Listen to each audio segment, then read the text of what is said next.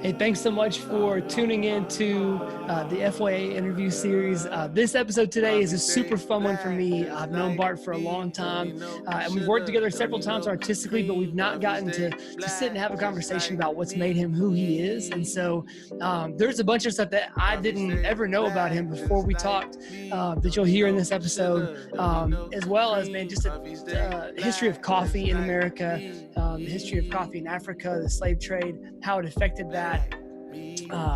Different things he's got going on musically, and then his story is just super interesting. So hope you enjoy this episode, and if you like it, stay tuned. We got more dropping this week on the FYA interview series. They like me like Jesus. Oh my God, I'm seasoned. I thank God I ain't plain. He made me a zany way. It's many colors he painted, but it's mine today that I'm thanking him for. It's so many hues. I might have to get two double up on that juice. Here we are, the FYA interview series. We have the homie Bart Jones, aka Maurice Henderson, aka Gucci Mane. Whatever you Right, what you want to do? Let's go.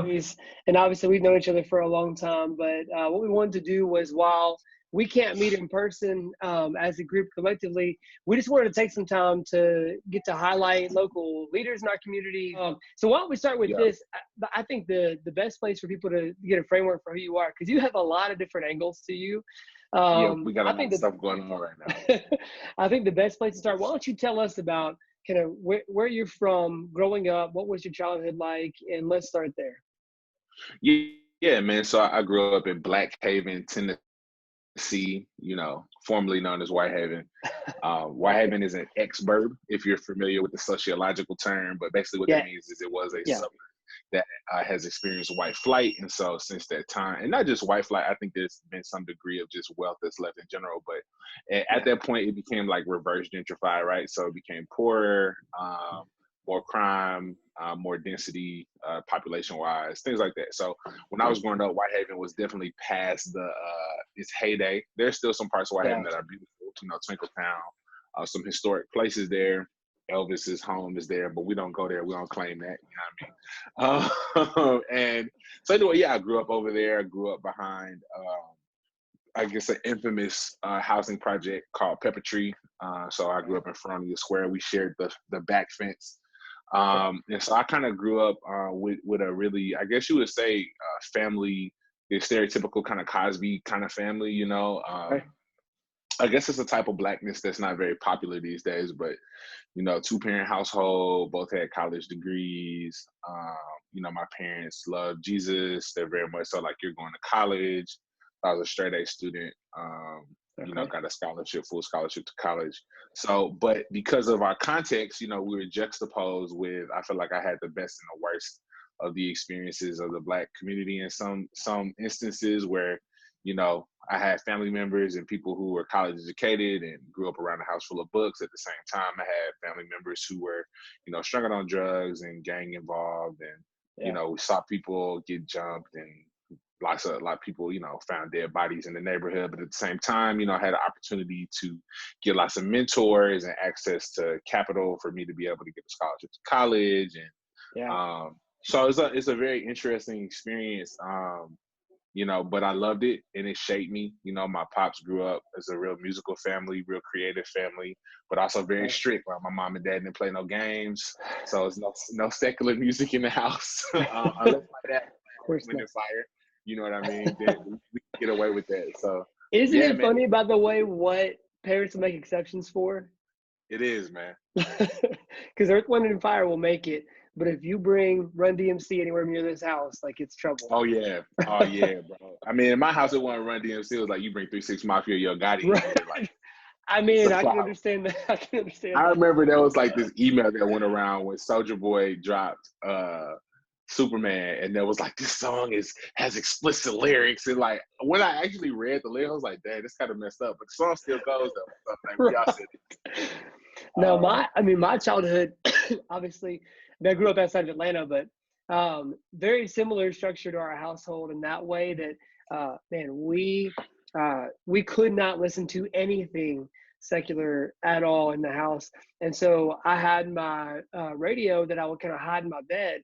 And so at night, I mean, I was growing up in Atlanta in the late Mm-hmm. '90s, like during like the hip hop renaissance there. So at night, I would either lay in the bed and listen to the Atlanta Braves play baseball, or I would lay in bed and I would listen to 97 Jams, and I would listen Yeah. to what was going on there, and like, Right.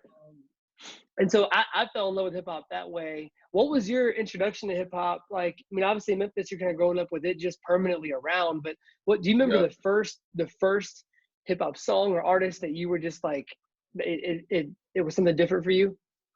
Man, I really can't remember. I remember my first real interaction with when I was at the barbershop. Shout out to Big Mike. You know, been my barber my whole life. We shout out to all the black men right now who can't go to the barber. You know, it's a travesty.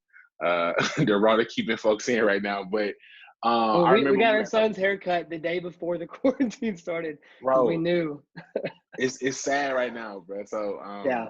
yeah, the Yo Gotti had just dropped. I think it was the white tape.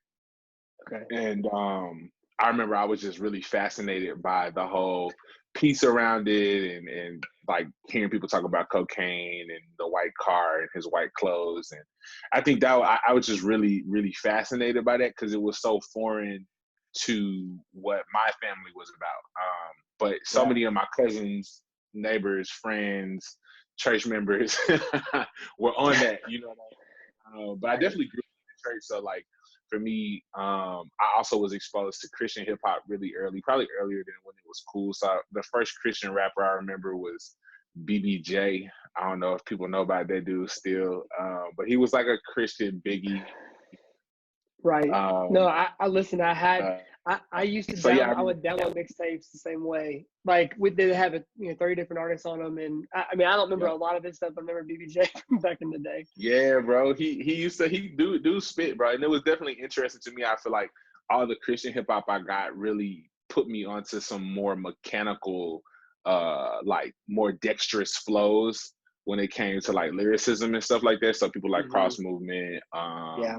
a lot of those dudes lyrically, where I would say like, you know, they were doing backflips around the music contextually that I was around hearing playing cars and stuff. I mean, Southern hip hop has its own pocket, its own flow, and within that, you have people who are acrobats like Andre, and a lot of the people you know, and people like Juicy J, or like it's a lot of people, you know, who do crazy stuff. But for me, I was like that. It was cool because I feel like I got exposed to the bounce and the pocket of Southern rap and the soul of like blues gospel music contextually, stacks, stuff like that. But then I also got a big line of lyricism and experimental stuff from like the Christian hip hop I was listening to, which was fairly underground and really influenced by a lot of like the 5%er movement and stuff like that.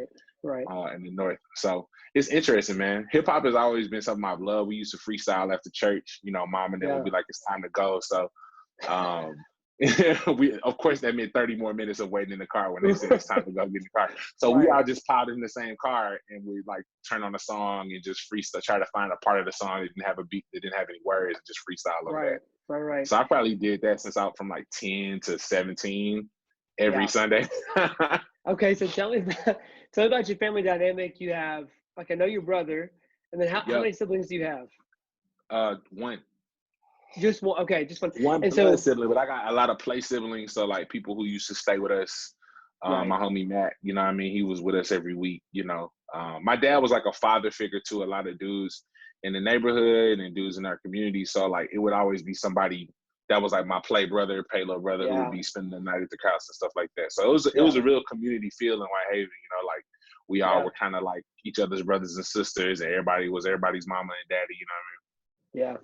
And so Julian, y'all are both musicians. Tell me about college. Did y'all go to school together? Same place? No. Well, yeah, for 2 years we did. So I got a scholarship to Wheaton College, which is like a liberal arts college outside of Chicago. And so my brother came 2 years later. A lot of these colleges like that, like the whole family thing. So if you get in, it kind of helps open the door. So my god sister, actually, funny story. These are the same god sisters who, when I was 3, we used to live in Kentucky. They visited me and told me if I don't believe in Jesus, I'm going to hell. And so that was the conversation I had before I gave my life to Christ in like a Kroger parking lot in Kentucky. So those same god sisters were going to the college.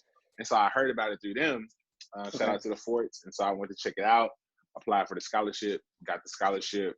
My brother applied for the scholarship 2 years later. He got the scholarship. It was like a academic scholarship that was directed towards African Americans. So it was still competitive, but it was specifically for African Americans who are like academically exceptional.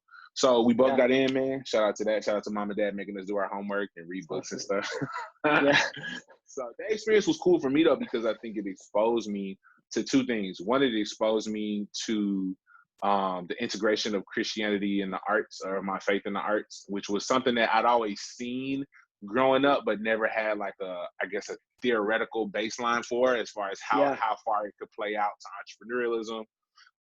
And within that context, it exposed me to a lot of forms of ways, just businesses that I wasn't exposed to. So like graphic design or artisan goods, $20 bags of coffee, you know, like those are things that I wasn't exposed to growing up. But it kind of graphic design, screen printing, just the idea in general that something that you make with your hands is worth more than something that's made on a factory line. And I think there's a basis for that in the Imago Dei, right? That we have inherent value from God.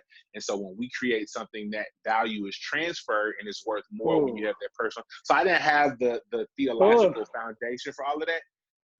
But where I was growing up, you know, my uncle used to set up at the Southbrook Mall. He was in a Joniku, which is like a Pan-African tribe that was started here in America in the 80s to try to rebuild African identity formation. And so he used to sell handmade beads and goods. But, you know, when we were growing up, we saw, oh, this ghetto, because you made it by yourself. It's not from an official company. But the economy was totally different in this small suburban town outside of Chicago, where I remember walking into this little store and there were some of these little colored pieces of blown glass. They're like $200 a piece. I was like, for that?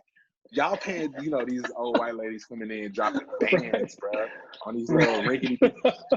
It's handmade, it's artists. I was like, yo, my uncle could have been making bank on these handmade pieces of jewelry. And, you know, just the economy was different. So that's number one. Number two, I think it definitely opened you up to racism. Like Memphis is 67% black city. So, you know, we loved Dr. King. We used to go down to march. I told you my uncle was very conscious, but these were all contextual things for me. It was just kind of background noise. Everybody I knew was pretty much black. All the white people I knew were nice. And so I didn't really have a framework for racism. What I did have a framework for was like how your moral values affected your life, how your decisions affected your life. And so I would say like I grew up pretty conservative. Going into an all-white setting, a majority, like I knew all the black people. That's how white we was. So I knew all of them, like by name, personal basis, phone number in my phone.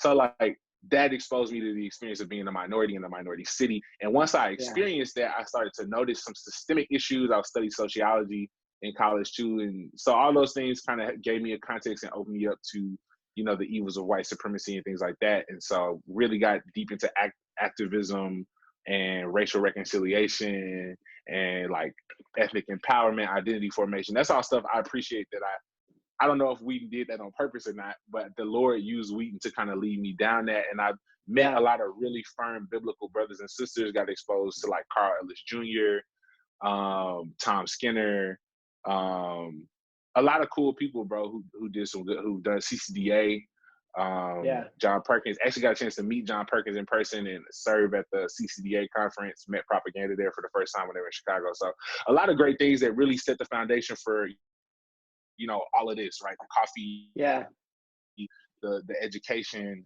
the music. It was all kind of, a lot of that those seeds started to bloom in college. So so man, that's amazing. So do you remember what your first experience was as an activist? Like what was the first thing you did that in some way was attempting to bring about do change? Something?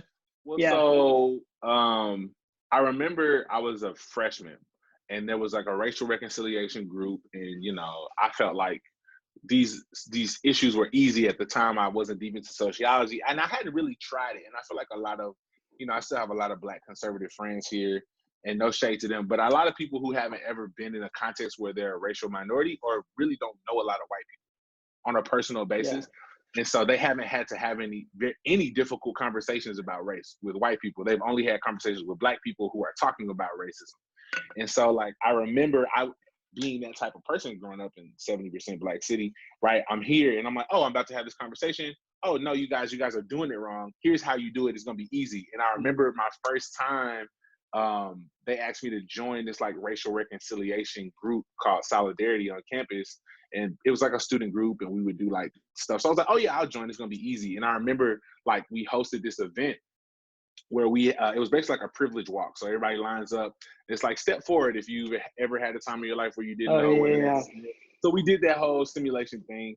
And I remember people looked like the room was spread all the way apart, right? And fairly set apart by racial lines. And I remember somebody getting mad and like walking out. It was like a white guy, he got mad and walked out. And I was like, why is he mad? And I remember like, I think I went up and talked to him or tried to say, hey man, you know, let's just talk about it. And it was was my first time really experiencing white fragility and how like jagged those edges can be when somebody's framework doesn't work. And I'm like, yo, this stuff ain't nice, bro. I didn't know it got like, I thought this stuff was over with, bro. And so that really led me. I did that for 2 years. So I was on that. And then I joined another student group, which was basically about like urban missions and saying, okay, we need to go do something about these problems. So we actually brought Brian Loritz up to campus to speak, which was cool. That was his first time coming to the week. Okay. But yeah, those experiences were crazy for me. I remember Obama getting elected, and I remember walking into like the little like community room, and there were like all these white guys who were dressed in all black. And I was like, what's going on, guys? Why are y'all in all black? I was like, oh, the country just died yesterday.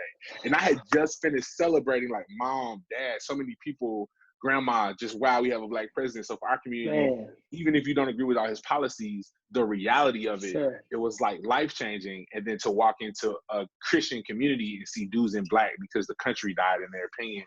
Like, that was in Chicago.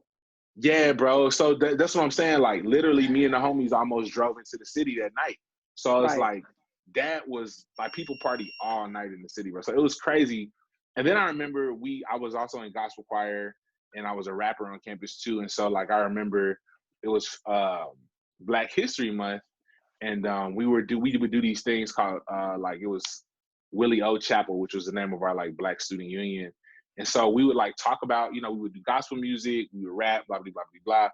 And for some reason on this particular thing, like all these people on campus started posting these like tweets about like, they're just making fun of all these people doing this worship. So one of my friends, she was like triracial. She was like Puerto Rican, Black, and Irish. And like she was really, for her, coming into her racial identity as a Black person because she has red hair and freckles and kind of like beige skin. She was like, I've never really considered myself Black. And we were like, yo, here we want to go on this journey with you. And like she was an amazing painter. So she was doing this live painting while the gospel choir was singing. I was like a bass.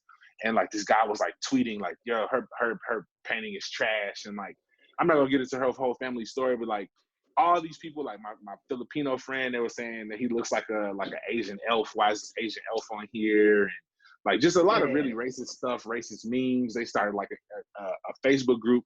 And so like we legit boycotted class, bro. Like we like a lot, like we had meetings, we organized. We did we boycotted class, we boycotted chapel, we had meetings with the president, like it was on CNN.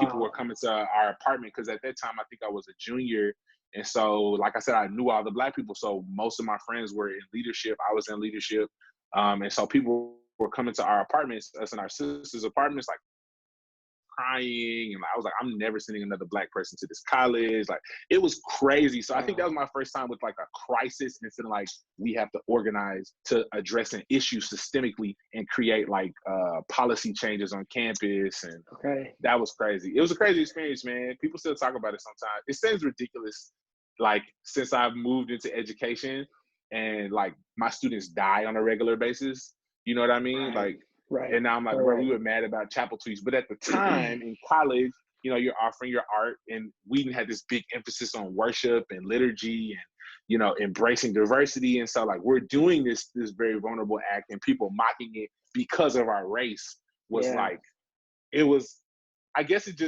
worship was more important at the time than it is now. That sounds weird, but like, it was like the worst thing ever. You know what I mean?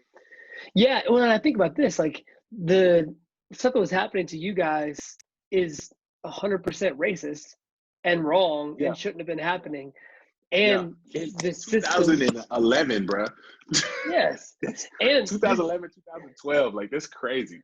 no, and the system that you guys are teaching in, and where you're experiencing like the evils of poverty and being face to face with that every day, that is also messed up. So like, but it's not that one is more wrong than the other. It's just that when there's so much physical danger that y'all are in now, I can see how the contrast would be different, but both are messed up. So all right, so talk about that. So you go from Wheaton, you get done at Wheaton, then you come back to Memphis at that point. Senior year at Wheaton, I'm 100% done with racial reconciliation. Like I'm not on any. I left all the student leadership groups. I'm like, I got my cool white people, I got my cool black people. We finna go save the hood. Like that's what it is. I'm 100% bought into like CCDA. So at that time, I had found out about MTR, which was like right on point with what I wanted to do. So I had already applied for MTR as a freshman. I had found out about Crosstown, which was just getting started. So I like sent an email to them, trying to work with them. I'm all about like restoring and restorative actions in the hood. I'm not interested in trying to convince people to repent. That's the Holy Spirit's job. It's not my job. I'm gonna let you know, and then I'm gonna either. I remember I had a tweet that I put, not a Facebook post that like Facebook kind of brings that stuff back to you. But I was like, yo, I'm done with trying to make people repent or convince people to repent. Every knee's gonna bow one way or the other, just letting you know. And I was like, I remember at that moment, I was like, yo, I haven't seen any fruit from this labor. I haven't changed anybody's mind. Like the only thing left for me to do is sing Kumbaya and lick somebody's foot. And we just sang Kumbaya. So I'm not licking no boots out here to convince nobody, you know. I've told all my hood horror stories. I'm not doing it anymore. And so funny enough, bro, like 2015, this guy I remember, he was like one of my reasons why I like exited racial reconciliation. He like, I had sat down with him. He was like a friend of a friend. So I knew him. He was like dating one of my friends who I think was black. I can't remember. So, but like, he was one of those, he's just a cool white guy, never talked about race before. The conversation wasn't supposed to go left. It went left. It was like, I'm making up stuff that's not real. You guys are being too, that whole bag of conversations. And I remember being like, yo, I'm being so nice right now. I'm like not being mean. I'm not pointing any. And I remember that was the point when I realized it doesn't matter. It's not about how I respond to this issue or how I say it. It's that there's sin in this dude's life and he doesn't want to talk about it. And I can't, there's no amount of nice singing Kumbaya I can do. And for me, that was the moment that deaded any type of racial reconciliation cost for me. Forward, that was like 2011. Fast forward to 2015, dude hits me up on Facebook Messenger like, hey, I don't know if you remember me, but that conversation we had totally changed my life. And now he like buys out my music. So, so I'm like, oh, wow. Does that mean you want me to go back to having these songs? Because I'm not going to, but you have to make me do this. But it was definitely cool to see like, man, it really is the Holy Spirit's job with any sin, but especially with race too. Like the Holy Spirit's going to work. We can be faithful, but our faithfulness is not going to make seeds grow. You know what I mean? Yeah, that's God's job. Totally. Well, and I think that, I think one thing that I've been super aware of here in Memphis is the whole picture of the body of Christ. And so there are those of us, and you and I both have friends that are the most hardcore hood evangelists, or you know, in terms of discipleship, like they will die to make a disciple and will drive to that was not the same driving force behind what when I was starting out in ministry. And for a long time I felt this extreme guilt for that. And like, now I understand the importance of discipleship, and obviously, like, it is a scriptural command that we're all given to be able to participate in, right? But within that, each of us have a natural propensity that we really are able to reflect the light of God, which then illuminates, like you were talking about the Imago Dei, the things in us that are uniquely designed, which then attracts other people to say, whoa, what is that? Like, let's talk about that. So there are those that are the Ravi Zacharias of the world who are out there with apologetics, and they want to sit in an arena with 20,000 skeptics, and like they want to go toe to toe with bringing an exegetical argument, right? The smoke. Yeah. And Yeah. anyone who has ever heard him teach before would never disagree with his calling, right? Like that is clearly his lane to run in. And shout out to him too, because as I started to move more into like loving my own community and, you know, even moving out of some things that I had learned that were, I feel like were kind of like respectability politics growing up. Like I was interacting, you know, I didn't know if I ever said, I almost became like a Muslim. Like I almost joined the Nation of Islam. Oh, wow. Because around this time I'm reading the autobiography of Malcolm X. You know what I mean? And so I'm like, yo, this community sounds way more like the gospel than what I'm experiencing right now. And this is supposed to be like, Wheaton always touted itself as like the Harvard of Christian colleges, which is kind of like a crazy, but academically it was rigorous. I ain't gonna cap, because I was valedictorian. And when I got in class, they were smacking my behind. I was like, oh, everybody's valedictorian over here. Okay, so like it was definitely rigorous academically. Yeah, man. The thing that put me back was I needed God's grace. But I'm grateful because you talked about apologetics and growing up in my like small, mostly Black evangelical church in the middle of Whitehaven. It was like it was probably the only Black E-free church in the nation. Probably, I don't know. There's not a lot of them. Trinity, which was a evangelical church in Germantown, closed. So we had a couple white guys come over and join, or white families join our church. And one of the guys was really heavy into apologetics. And being a nerd, I was always into comic books and geeky stuff and reading books. And I'm like 12, 13, we're reading The Case for Christ. You know what I mean? Wow. And talking about like 25,000 manuscripts for the New Testament alone. And that's dwarfing the Iliad or the Odyssey or all these other. So like that foundation of really going through apologetics. And then I was a part of this thing called Child Evangelism Fellowship. And at the time, I really wish they bring it back. But my homie Chris Hare, one of the first guys who discipled me, white guy, red hair, cool dude. He was really heavy into apologetics too. So like we were learning about postmodernism. I guess we're post, but at the time, you know, this is 2006, 2005. So like I remember I took college classes in high school because I finished my classes and stuff early, and like I would talk to dudes who were atheists, and we used to like Black dudes who were atheists on some, you know, 5%er or, you know, comedic scientist type stuff. And I was prepared. I was like, I'm fully confident, not on some, it's my grandma's faith. It was, but also here's all this like scientific historical evidence. So when I got to a point to where I was disillusioned with white supremacy, and as Carl Ellis Jr. would say, white Christianity-ism, I was not disillusioned with scripture, and I was not disillusioned with the Messiah, because I was like, these things are historically verifiably 1 + 1 = 2 mathematically correct things. And I had a lot of cool white homies who were like, yeah, white supremacy stuff. So I was like, so I'm not done with like all white people. What I am done with is like be the Holy Spirit for this group of people. And so we moved back to Memphis probably in top of 2012. I got a job at New Hope Christian Academy.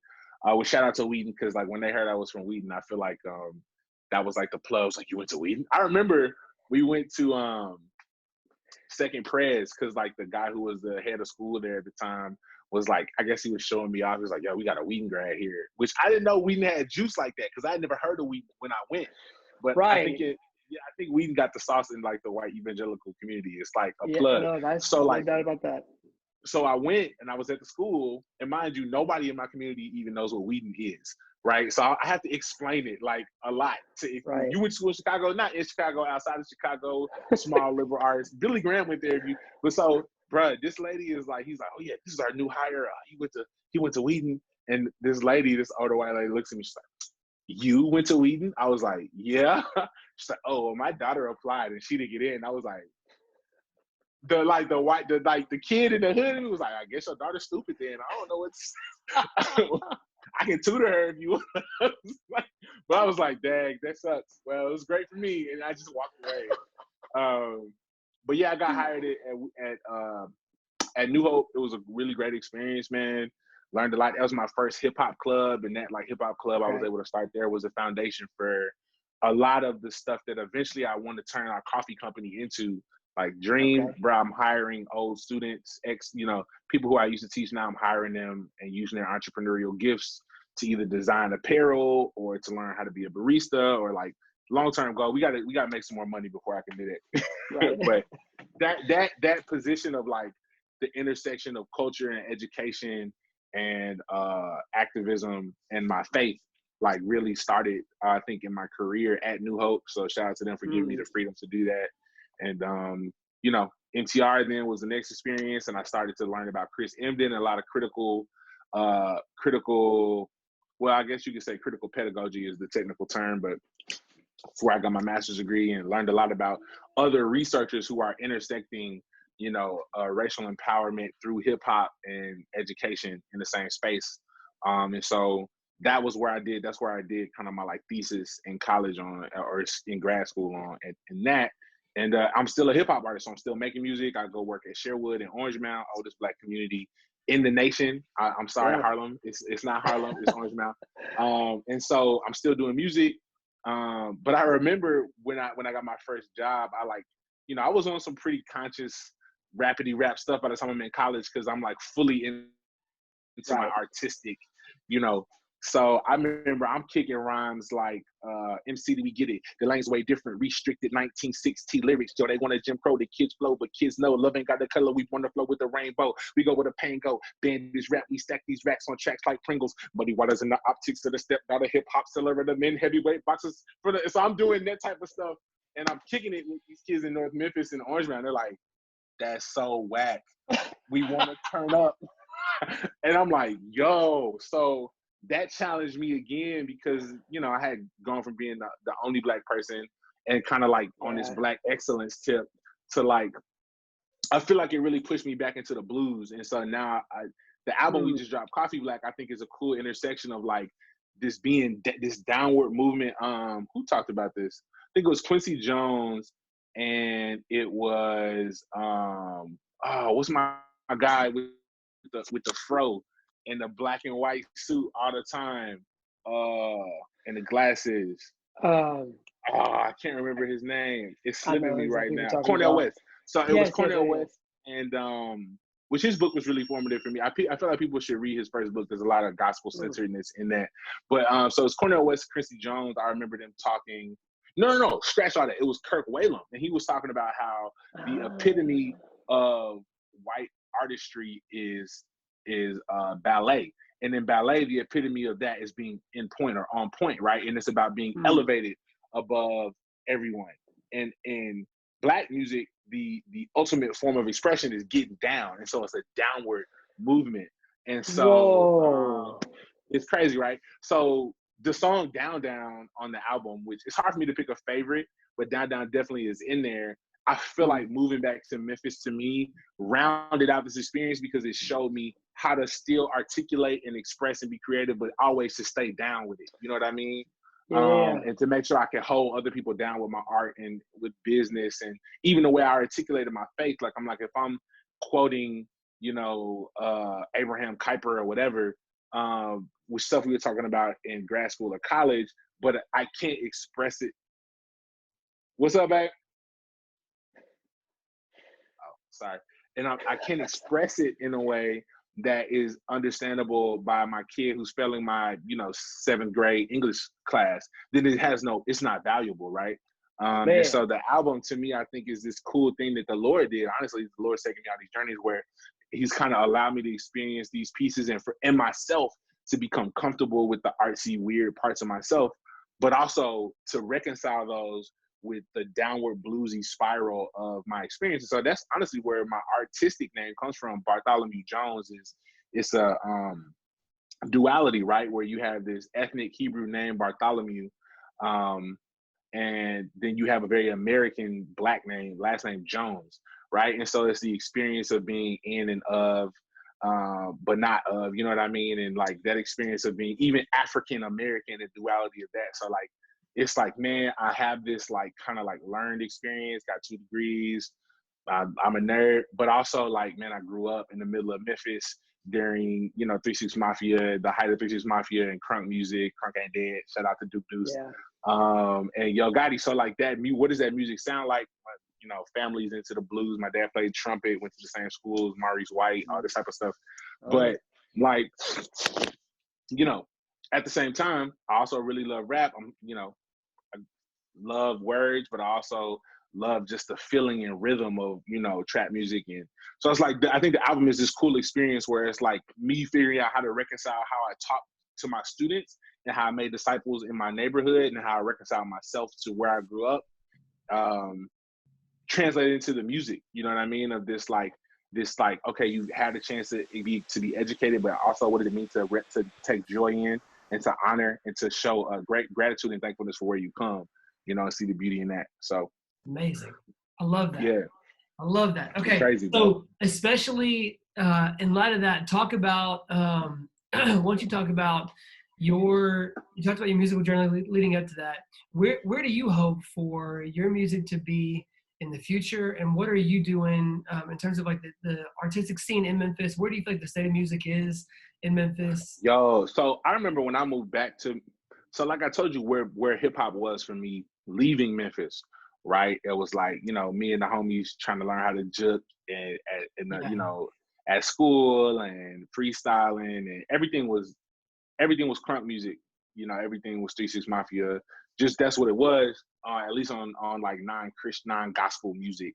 Gospel music was what gospel music was. You had Christian rap, but yeah, man. When I remember, I was like 2011, and I found this dude named Scooby, because I was checking out Memphis music, and I had really gotten into Big Crit at the time, which that was like a slice of home, listening to Big Crit, super loud, driving through the suburbs. Like I used to try to annoy everybody. I'm like, yeah, I'm Southern, what? Like, and so that experience, like I started kind of look like, okay, there's some cool stuff coming back out of the South. So I found about Scooby, and Scooby was like, I guess what you would say, like a lo-fi rapper, or lyrical conscience, but he was from Memphis at the same time. And I reached out to him. I was like, yo, this music is blowing my mind, because nothing like this existed that I knew about when I was growing up. So who else is doing this type of stuff? And he told me to check out this dude named Pro, this other guy named Cities Aviv. Of course, now Pro is doing amazing with Unapologetic. I make that beat. Cities Aviv. Actually, Cities Aviv was at our release party that we had down at Arrive. Yeah, he was just there, and he said he liked the music. So that was dope. But it was cool to tell him how much his music encouraged me coming back. So when I moved back, once I started looking into Pro, I found out about Chinese Connection Dub Embassy, which is like a reggae band. They did a lot for the like indie hip hop scene here. And so turns out I went to elementary school at our church elementary school with one of the dudes in that band. So that blew my mind, right? I was like, yo, David, one of the guys who's in the band, like we went to school together when we were little kids. So when first time I went to see them play, I was seeing them play with like Knowledge Nick, IMC, the Iron Mike Coalition, Virgo's Men Fiasco. It was a lot of really cool, creative music coming up. So, I mean, when I was single, I moved back to Memphis, like every night I'm at an open mic. The Word was really popping in. So I'm like, Tanya Dyson was super dope. So I was just trying to like figure out what this new Memphis experiences was. So I love the scene in Memphis. I would always tell people like there's more good music in Memphis than you can listen to. Like, yeah, I was one of those people growing up who hated the city, but I think in going to college and even my senior year in college, I was like, yo, it's not gonna get better unless people try to change it. And I feel like it was really like a change in my heart thing, because by the time I moved back, bro, I was ready to fight people about Memphis when I was in college. I was like, don't say anything bad about Memphis. I remember one of my homies was talking to this girl, and he went to her house for pancakes, which is really random, but it was like, yo, this girl finna make me pancakes. So he went over, and this other girl was there who was from Nashville, and he was like, yeah, my roommate, he's from Memphis, blah, blah, blah. And the girl was like, Memphis? Isn't that where people go to get shot? And I was like, she said, what? Yeah, every time Thanksgiving, I'm like, yo, it's been a minute since I got one in the shoulder. Gotta head home real quick, you know what I mean? But I really had a lot of love for Memphis, and moving back and seeing the scene here was crazy. CCDE actually just experienced a big loss, man. Omar, the lead singer, passed away a while ago. And so that was a big hit to the culture, but keeping those dudes lifted up. My heart was really, man, to be in that community and to be a light for Christ. And so I really was about like just collaborating with people there and trying to show artistic excellence and also to speak to my testimony. I really wasn't interested in being like a Christian artist. I was really more interested about making disciples, and being able to share a true testimony of the gospel in the context with people where I'm at. So teaching the hood and rapping with the RC kids, after I get off work was kind of my move until I met my wife. Actually met her at a concert too. It was my first time officially headlining a concert. We're at the Abbey. And so that's where I met her. But Back Yeah, man. Like when Terrence used to help organize it. with Terrence, with Terrence was doing that joint, and Shout so out Terrence Gray. yeah, shout out to Terrence. He's actually starting a church now, man. So I've we done might be something. able. Bro, I don't know if we're gonna ever get another verse out there, dude. Duke could rap though. Yeah. So yeah, man, that was that in the past. So I have a lot of respect for Memphis's artistic scene. It influenced me a lot. And then I think now, man, it's like makes my favorite music. Period. I'm always say that. You know, from Mono Neon. Like if you're talking about the artsy stuff, like Mono Neon, Unapologetic, Don Lifted, Healy. Yeah. Like Healy. Memphis makes my favorite creative music, period. Yeah. Like Memphis inspires so much of what I do, to like David Porter, what they're doing at the consortium MMT, like being able to be in that mentorship program and learning from them. Like it's so much, bro. And then all the way to the trappy, anything you like in trap music comes from Memphis.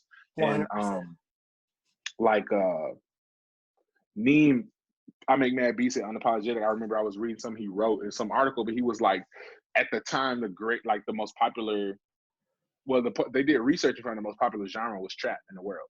And then he said that the most popular song at the time was a song Drake had just dropped, and it was literally him just rapping over a 3 6 Mafia beat. And so like he was like, Memphis, anything that's dope in Memphis, and people in Memphis should be putting and promoting that sound more, because when people say, you know, Memphis, you know, my homie Knowledge Nick used to say Memphis is the Mecca of soul, right? So when people come and think about soul music, they never acknowledge rap ever. You know, it's always the blues, it's always going backwards. But like there's so many people who have taken that tradition and done so many things that are like worldwide, creating huge waves. So like, you know, I just put my homie, one of my frequent collaborators, he actually A&R'd this album that we just dropped. His name is Milan Cradle, super dope dude out of Philly. He actually grew up in DC. He's gonna move to Atlanta, but like I put him on Duke Deuce yesterday, just Crunk A Dead, and he's been listening to it nonstop. I'm like, bro. So I was cutting a feature for him, and I was like, I always try to pay homage, especially on a feature, in some part of the quatrain, which is rapper nerdy stuff for 4 measures.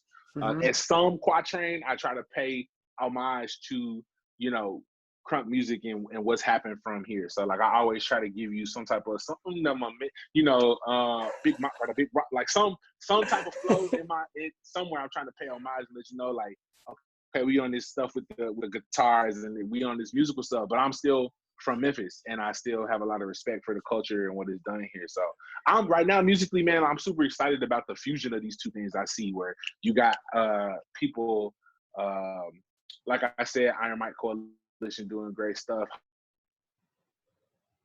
holding down the really conscious lyrical stuff.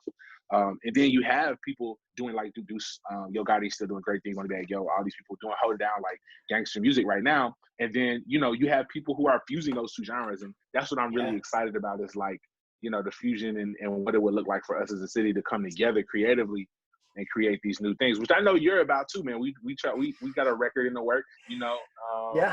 And a lot of the guys over at Visible are doing some dope stuff too. Yeah. You know what I mean? What's my guy's name?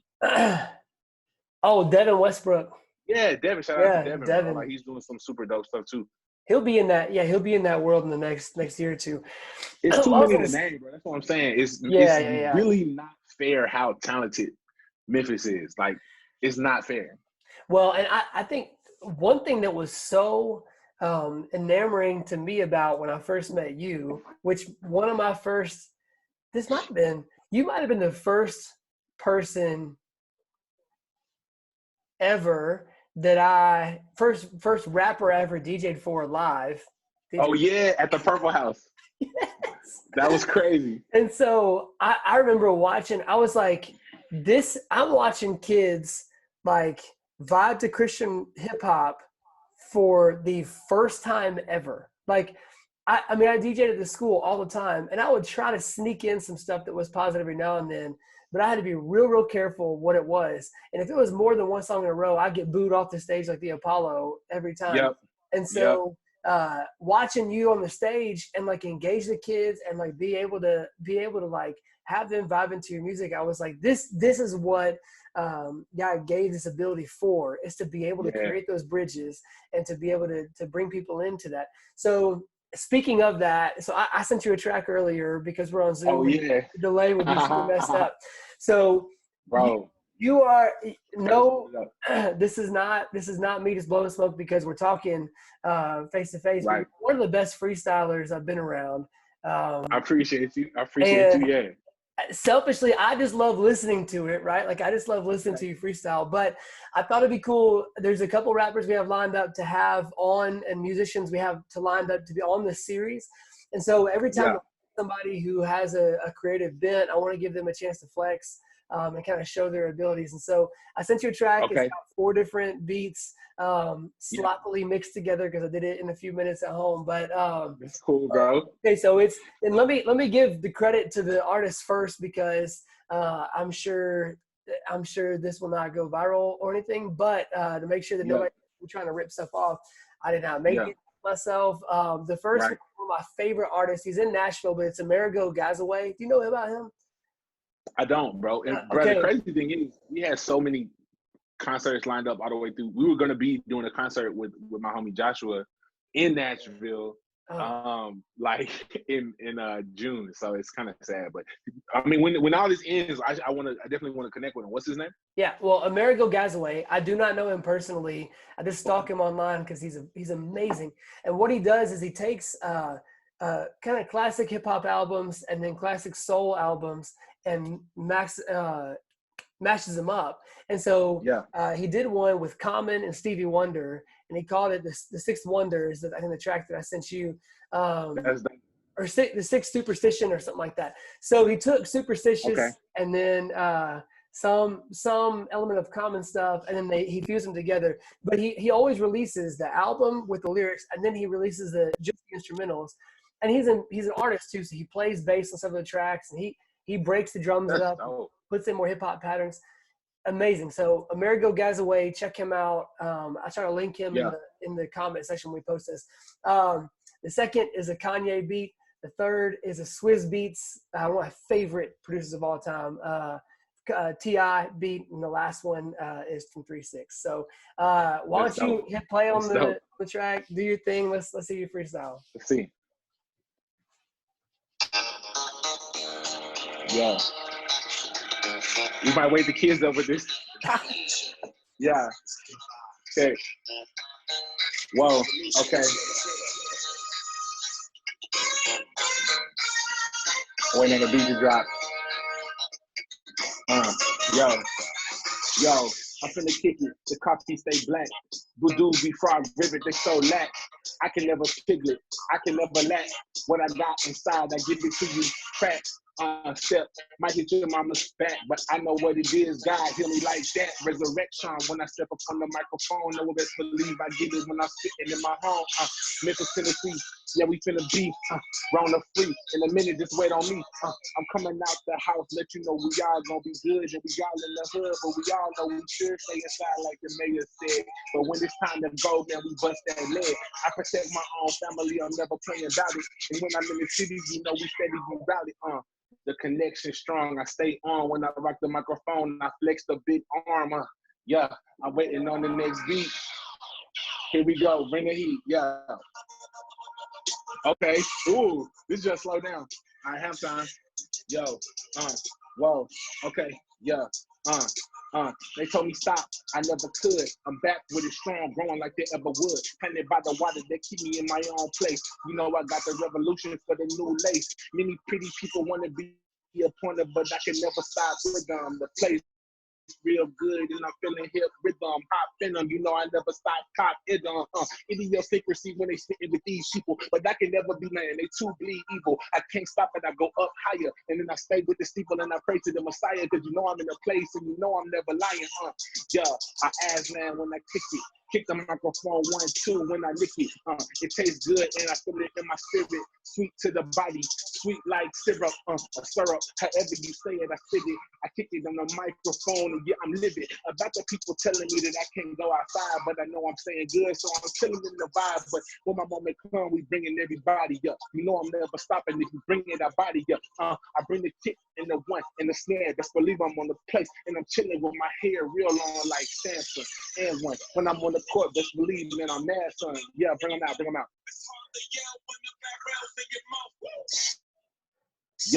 Yeah. I remember when it dropped too, the joint was crazy. Yo, okay. Yo, we still out the top with it. Yo, bring them out, but I can't. The mayor said we won't, but I'ma still do the thing even if we front. I never could stay down like my daddy's funk. You know I'm good with the earth, wind, and fire in front. Bring the trumpets and the snares and the element. I feeling good, never ever scared with a kid. I grew up too swift with it, can't do it. Then I come with the kick flip with it.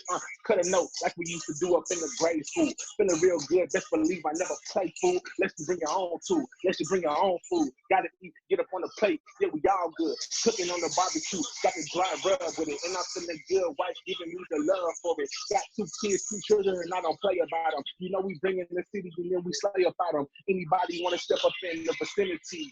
When I kill him, best believe if you playing with me, I rap slow on the 1 and the 2. I bring a snare, hip hop up in the situation. I'm never ever scared. Black Haven, Tennessee. Yeah, we finna beat. Yeah.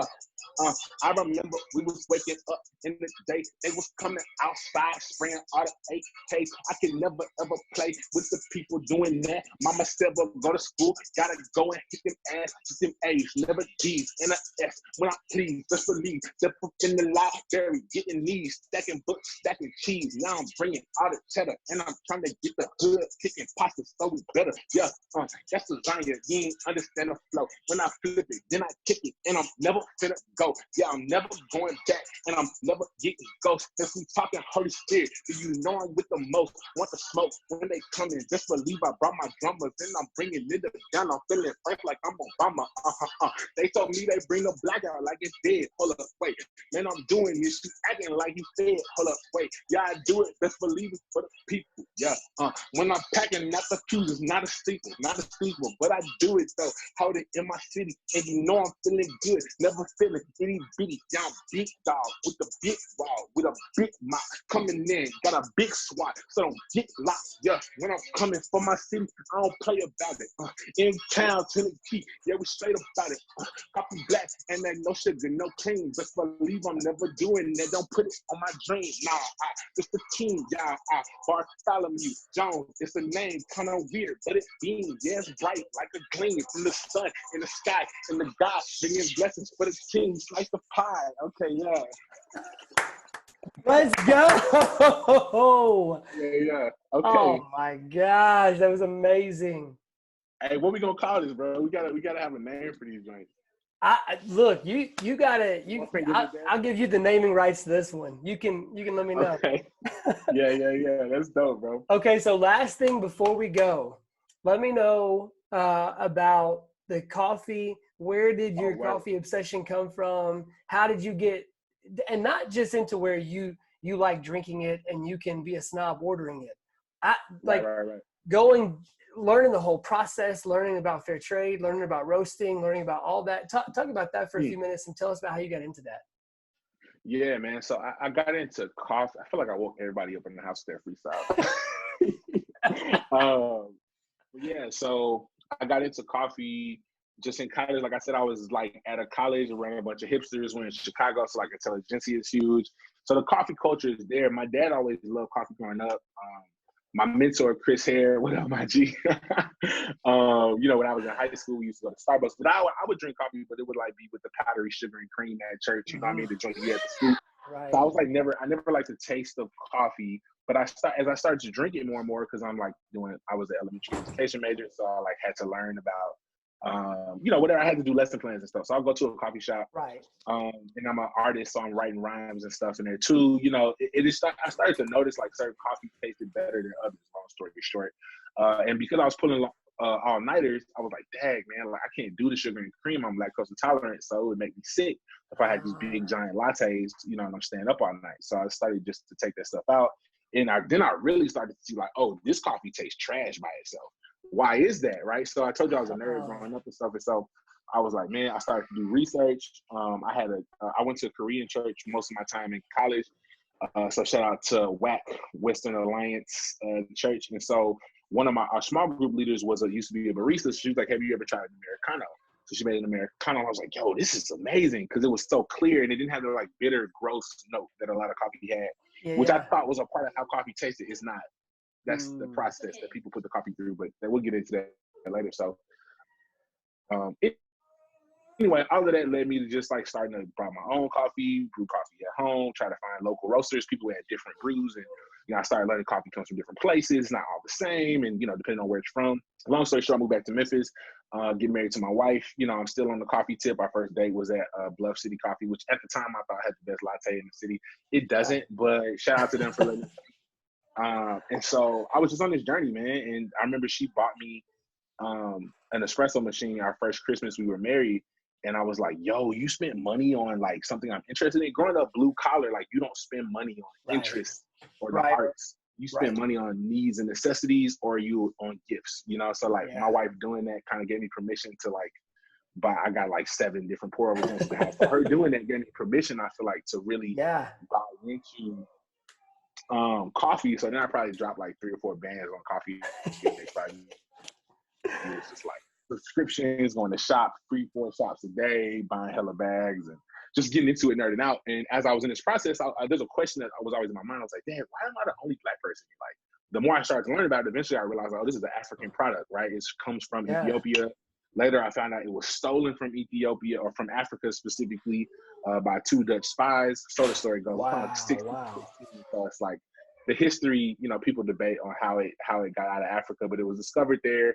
And eventually it becomes a part of a lot of these countries' colonialistic efforts in Europe. So whenever, France, Portugal, England would colonize a place that had a climate hot enough, they would plant like 3 or 4 cash crops. So they would plant sugarcane, they would plant corn, they would plant cotton, tobacco, and they would plant coffee.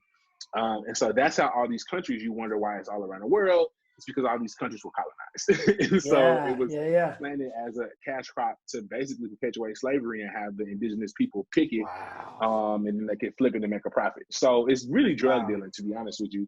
And the more I got into it, I was like, yo, this in Ethiopia, it's not a commodity to be sold necessarily just to make profit. In the homes, it's a cultural practice. And so like, it's a thing that happens 3 times a day. The whole family comes around. You invite your neighbors. They roast the coffee fresh at home. Like Ethiopian moms, Eritrean moms, Yemeni moms. Like these women are like 5 different coffee professionals in one. Like they source the coffee because it's grown by their neighbors. They roast the coffee, so they're a coffee roaster. They prepare the coffee, so they're a barista. And they're a mini coffee shop because they're serving it for you. And like, so they're doing all this stuff, and it's just natural cultural information that's known to them. You know what I mean? The different varietals. And so like, man, this is a beautiful part of Black culture that's missing, because 1616 coffee is stolen. 1619, the first Black people who are stolen land in America. So now you have this perpetual separation from Black African-American culture and Black coffee and Black coffee culture. And so our whole vision, my vision that the Lord gave me was like, man, if we could reunite those things, I think it would be a beautiful thing. And if that happens for Black people, I think we could do, in that same note, encourage all people to connect to their origins and how God created them to be, and to move away from the sugar and cream the way the world wants them to be. And so that's kind of the whole message, that we have with it. So we have an Ethiopian coffee. We were in the studio with the homie. He was like, yo, we were all coffee nerds. He was like, yo, what if we came up with a coffee and called it Gucci Mane? And we were like, that would be hilarious. And so we did it. Here it is, Gucci Mane Coffee. So it's one of 2 product lines we have for our company, Coffee Black. Gucci Mane Coffee. So our first roast is the Ethiopian roast from the Sidamo Gucci region of Ethiopia. And then we also have a line of apparel called Brew Culture. And so all of that is like clothes, music, mugs, any type of creative art that's culture created from a coffee inspiration, with Black people in mind. It's kind of the whole vibe we're doing, hip hop culture, just trying to make that live again, Awesome. Man, I love that. Hey, I cannot thank you enough for coming on with us and just sharing, spitting, talking about your life, sharing all this with us. Tell us where we can buy your stuff, and then we'll link it in the post whenever we post it. For sure. Coffeeblack.com. You can go get your Gucci Mane coffee. We got apparel. All this stuff is super important for us. We're a Black-owned business. It's like me and my wife doing all of this. So it's huge, specifically now during the economy we're at, because we were invited to the Specialty Coffee Conference to do a pop-up. So that's in Portland, but that was just canceled. So I was doing the math yesterday. We spent around $1,600 like preparing apparel, merch, flights, trying to really make the best out of that trip. And so we pretty much sunk all that And so we got physical CDs, we got shirts, we have hella coffee and stickers and stuff. So any support is really helpful in this time because we're just trying to recoup the losses. Absolutely. Well, man, on a positive note, the album just dropped. We hit 10K on Spotify. That's like $400, so it's not a lot of money, but we hyped though because and I feel like once you start getting into the double-digit thousands, like it starts to exponentially jump. So that's amazing, man. Congratulations. Thank you, man. The key is doing that monthly. So y'all go stream Coffee Black the album. Yeah. Get your favorite song, throw it on overnight. You know what I mean? Put it in all the. I hear you. That's amazing. That's amazing, man. Well, hey, thank you so much for joining us today. We will talk to you again soon, and we'll all go buy Coffee Black stuff right now. Hey, I appreciate y'all. Let's make Coffee Black again. I love y'all. All right, bro. All right, see ya. The spirit come inside, he tell us unlock all our lockets. We just shine like cocoa hues, tasting got many hues. Coffee stay with the blues, but I come back and choose to be what I'm made to be, and they can never take the makers gleam up off me. Coffee stay black, just like me. Don't need no sugar, don't need no cream. Coffee stay black, just like